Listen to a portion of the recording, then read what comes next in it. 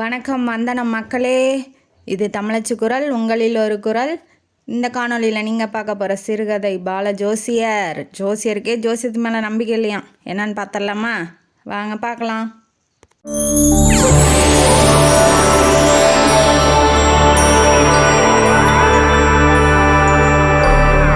இந்த கதையோட ஆரம்பத்தில் பாலஜோசியர் பட்டாபிராமர் பிஏ அப்படின்னு விளம்பரங்களில் பத்திரிகையெல்லாம் நீங்கள் பேர் பார்த்துருப்பீங்க. ரொம்ப பிரபலமான ஜோதிடர். அவர் யாருன்னா அது நான் தான் அப்படின்னு சொல்லி அவர் தன்னோட கதையை சொல்ல ஆரம்பிக்கிறாரு. சொல்ல ஆரம்பிக்கும் போது நான் ரொம்ப நல்லவன், நான் ரொம்ப உத்தமன், யாருக்கிட்டையும் இப்போ ஏமாற்றி பணத்தெல்லாம் பிடுங்க மாட்டேன், அந்த கோஷ்டிலாம் நான் கிடையாது, நான் நல்ல ஜோதிடர், நல்லா தான் ஜோசியம் பார்த்துக்கிட்டு இருந்தேன் அப்படின்னு சொல்கிறாரு. இப்போ பார்த்துக்கிட்டு இருந்தேன் செஞ்சுக்கிட்டு இருந்தேன்னு சொல்கிறியாப்பா, ஏன் இப்போ நீ ஜோசியம் பார்க்கறது இல்லையா அப்படின்னு சொல்லி கேள்வி வரும்போது அவர் என்ன சொல்கிறாரு, நான் ஜோசியம் பார்த்துக்கிட்டு தான் இருந்தேன், ஆனால் எனக்கு இப்போ அது மேலே நம்பிக்கை இல்லை. ஏப்பா அப்படி சொல்கிற, அப்படி என்னப்பா உன் வாழ்க்கையில் நடந்துச்சு அப்படின்னு கேட்கும் போது அவர் என்ன சொல்கிறாரு, என் வாழ்க்கையில் ஜோசியம் ஏன் நம்பினேன், அப்புறம் ஏன் ஜோசியத்தை விட்டேன் அப்படிங்கிறதுக்கு 2 கதை இருக்குது. முதல்ல ஏன் நம்பினேன் அப்படிங்கிறதுக்காக ஒரு கதை வச்சுருக்கேன், அதை சொல்கிறேன், முதல்ல அதை கேளுங்க அப்படின்னு சொல்லி தன்னோட கதையை ஆரம்பிக்கிறாரு. இந்த பாலஜோசியர் பட்டாபிராமர் பிஏ அப்படிங்கிறவருக்கு ஒரு அப்பா இருக்கிறாரு. அம்மா சின்ன வயசுலேயே இறந்து போயிட்டாங்க. அவங்க அப்பா தான் தாசில்தார் ஆஃபீஸில் ஒர்க் பண்ணி இருக்கிற பணத்தெல்லாம் மிச்சம் பிடிச்சி இவரை பிஏ வரைக்கும் படிக்க வச்சுக்கிட்டு இருந்திருக்காரு. பிஏ லாஸ்ட் எக்ஸாம் ஒரு மாதத்துக்கு முன்னாடி இவருக்கு உடம்பு சரியில்லாமல் தவறிடுறாரு. அதுலேயே அவர் கான்சன்ட்ரேஷன்லாம் போய் எக்ஸாம் கொஞ்சம் கம்மியாக தான் ப்ரிப்பேர் பண்ணிட்டு போயிருக்காரு. போனோன்னா 3rd கிளாஸில் தான் பாஸ் ஆகிருக்காரு. பாஸ் ஆனவுடனே இனிமேட்டு என்ன, எல்லாரும் படித்து முடித்தோடனே வேலைக்கு தானே போவாங்க, அதே மாதிரி வேலைக்கு போக ஆரம்பிக்கிறாரு. நமக்கு சொந்த ஊர்லலாம் எந்த வேலையும் கிடைக்காது அப்படின்னு சொல்லிட்டு அவர் சென்னைக்கு புறப்பட்டு போகிறாரு. சென்னையில் ஏறாத கம்பெனி இல்லை, எல்லா கம்பெனிலையும் ஏறி இறங்குறாரு. ஒரு வேலையும் சிக்கிற மாதிரி இல்லை. அவர் ஒன்றும் அதிகமாக 1000-2000 சம்பளத்துக்கெல்லாம் போய் பார்க்கல. ஒரு 30 ரூபா சம்பளம் கிடச்சா போதும், அந்நாட சாப்பாட்டுக்கு இருந்தால் போதும்னு நினைக்கிறாரு. அந்த சம்பளத்துக்கு கூட அவருக்கு வேலை கிடைக்கல.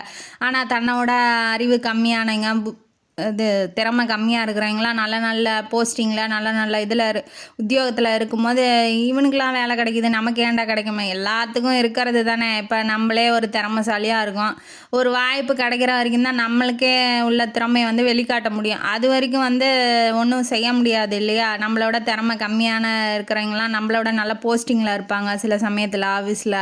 அந்த மாதிரிலாம் இருக்கும்போது எல்லாத்துக்கும் தோன்றது தானே. அது மாதிரி தான் அவனுக்கும் தோணுது. அப்பயே ஏன்டா கடவுளே, ஏன்டா இப்படி எனக்கு மட்டும் இப்படி கெட்டதாக நடக்குது அப்படின்னு சொல்லி அவர் மனசுக்குள்ளே நினச்சிக்கிறாரு.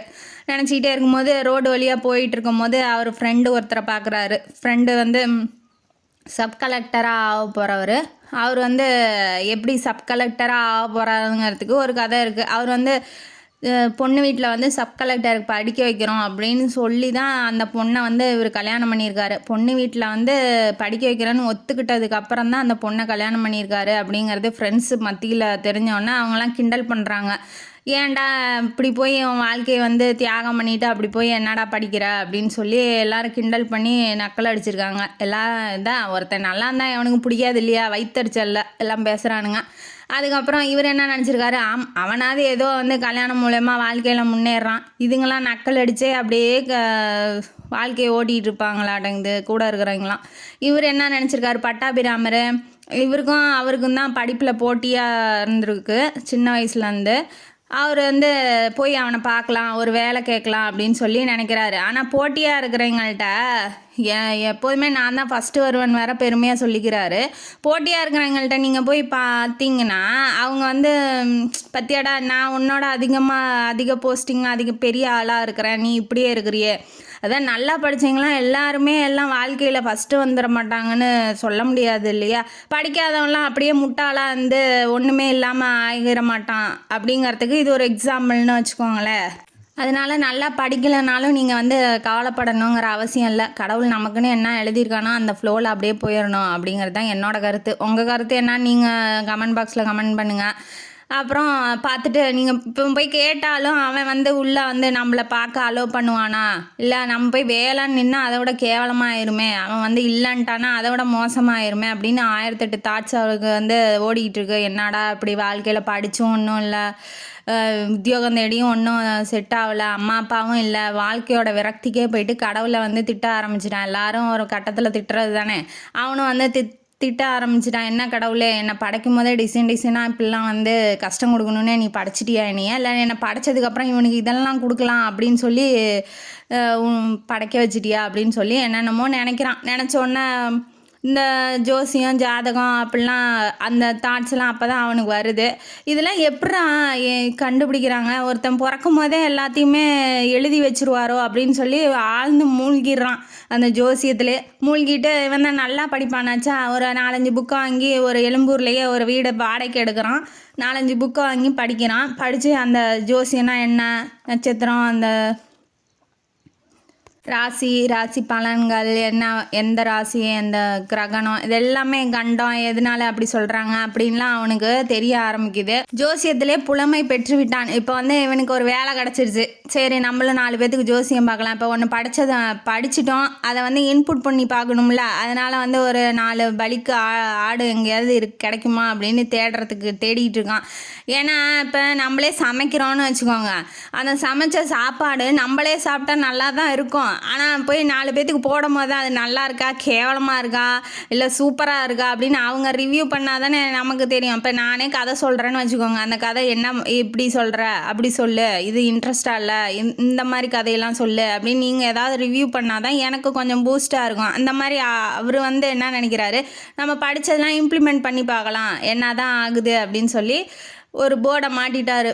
பாலஜோசியர் பட்டாபிராமன் BA அப்படின்னு சொல்லி ஜோசியம் பார்க்கப்படும் அப்படின்னு சொல்லி போர்டை மாட்டிட்டார். இப்போ இவருக்குன்னு ஒரு வேலை, சொந்த தொழில் ஒன்று வச்சுக்கிட்டாரு. விளம்பரங்கள்லாம் பத்திரிகையெல்லாம் கொடுத்துட்றாரு, இந்த மாதிரி ஜோசியம் பார்க்குறேன் வாங்க அப்படின்னு சொல்லி. தாய்மார்கள்லாம் வந்து பார்க்குறாங்க. நிறையா பேர்த்துக்கு வந்து நல்லதும் சொல்கிறாரு, கெட்டதும் சொல்கிறாரு. அவர் சொல்கிறதெல்லாம் நடக்கவும் அவங்களும் திரும்ப திரும்ப அவரே வந்து பார்க்குறாங்க. பொலிட்டீஷியன்லாம் வராங்க, இந்த தடவை நான் ஜெயிச்சிடுவேனா ஜெயிக்க மாட்டேனா பார்த்து சொல்லுப்பா அப்படிங்கிறாங்க. லாயர் வராரு, எனக்கு 1 பொண்டாட்டியா 2 பொண்டாட்டியா பார்த்து சொல்லுப்பா அப்படின்னு சொல்கிறாரு. எல்லாத்துக்கும் நல்லா இவருக்கும் இந்த தொழில் வந்து நல்லா சக்ஸஸ் ஆகுது. ஆனோடனே ஒரு நாள் ஒரு சின்ன பையன் வரான். அந்த பையன் பேர் பாலன்.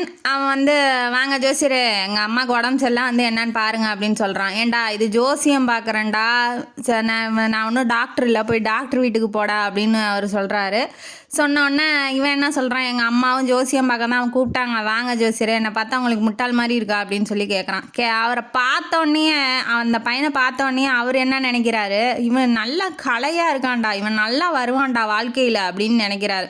ஒவ்வொரு மூஞ்சை பார்த்தா இது தேரும், இது தேராது, இது விளங்காது, இது என்னத்தை போய் பண்ண போகுது, இவன் பாரு சூப்பராக வருவான் அப்படின்லாம் சொல்கிறீங்க சில பேர் இருப்பாங்கள்ல. அந்த மாதிரி உங்கள் மூஞ்சிக்கு யாராவது கமெண்ட் பண்ணியிருந்தா கமெண்ட் பாக்ஸில் சொல்லுங்கள், படித்து பார்க்குறேன். அப்புறம் இவன் வந்து மனசில் நினச்சிக்கிட்டே அந்த பையன் பின்னாடியே போகிறான். ஒரு ஆள் நடமாட்டம் இல்லாத தெருவில் ஒரு வீட்டில் வந்து உள்ளே போயிட்டான். வெளியில் வந்து சேர் போட்டு இவனை உட்கார வச்சுட்டாங்க, பாலஜோசியரை. உட்கார வச்சோடனே இந்த பையன் உள்ளே அவங்க அம்மாவிட்ட சொல்ல போயிட்டான். உள்ளே வந்து ஒரு கலகலகலன்னு ஒரு பொண்ணோட சிரிப்போட ஒரு பொண்ணு வெளியில் வருது. வந்து எட்டி பார்த்தோன்னே அந்த ஜோசியரும் பார்க்குறாரு, அந்த பொண்ணும் பார்க்குது. ஜோசியருக்கு பார்த்தோன்னே அந்த பொண்ணை பிடிச்சி போயிடுது.